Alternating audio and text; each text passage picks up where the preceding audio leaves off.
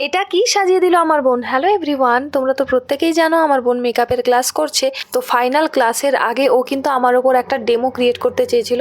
ভিডিওটা শেষ পর্যন্ত না দেখলে কি লুক দিয়েছিল সেটা তোমরা বুঝতে পারবে না। ওখানে পৌঁছানোর পর 1 মিনিটও সময় নষ্ট না করে ও কিন্তু আমাকে বসিয়ে দিয়েছে। তারপর দেখো আমার চুলে হেয়ার স্টাইল করতে শুরু করে দিয়েছে। প্রথমে তো ক্রিম্পিং করছে চুলে, এইভাবে পুরো হেয়ারটাতে ক্রিম্পিং করার পর ও কিন্তু হেয়ার স্টাইলটা কমপ্লিট করেছে।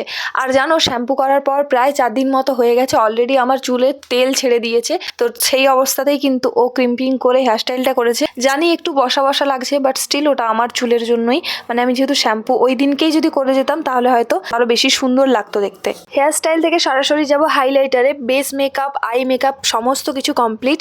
তো এরপর আমার বোন হাইলাইটার ইউজ করছে, লিপস্টিকটা বাকি রয়েছে। আর এই পুরো কাজটা কমপ্লিট করার পর একবার ওর ম্যামকে বলেছিল যে একবার দেখে দিন আই মেকআপটা। বাই দ্য ওয়ে, যে কাজটা করতে তুমি ভালোবাসো সেই কাজটা শেখার জন্য যেটা দরকার সেটা হলো কাজটা করার ইচ্ছা আর নিজের প্রতি বিশ্বাস, যে কাজটা তুমি করতে পারবে। আর আমরা তো জানি ইচ্ছে থাকলেই উপায় হয়। আর আমাকে দেখো, একটু যা ফাঁক পেয়েছি আমি তোমাদের সঙ্গে শেয়ার করছি। ও কিন্তু মিডিল কাট ক্রিজ করছে। তো চলো এরপর আমার লুকটা দেখে নাও। এটা ছিল আমার ফাইনাল লুক। আর আমার লুকটা কেমন হয়েছে তোমরা কিন্তু অবশ্যই জানিও। আর হ্যাঁ, এই লুকটা কিসের লুক করেছে সেটা কিন্তু কমেন্ট করে জানাতে ভুলো না। কেউ যদি গেস করতে পারো এটা কিসের লুক করেছে আমার বোন, সে কিন্তু অবশ্যই কমেন্ট করে যেও। এবার বলি, শাড়ি আর ব্লাউজ সমস্ত কিছু বাড়ি থেকে নিয়ে গেছিলাম, কিন্তু জুয়েলারিগুলো সব ম্যামের। আর হ্যাঁ, সাইডে যে হলুদ কালারের কুর্তিটা দেখতে পাচ্ছ, সাইড থেকে বোঝা যাচ্ছে জানি, তো ওর ওপরেই কিন্তু আমাকে বোন শাড়িটার র্যাপিং করে দিয়েছিল। যাই হোক, ফাইনাল রেজাল্ট তো তোমাদের চোখের সামনেই। আচ্ছা, তোমরা কি গেস করতে পারলে এটা কিসের লুক?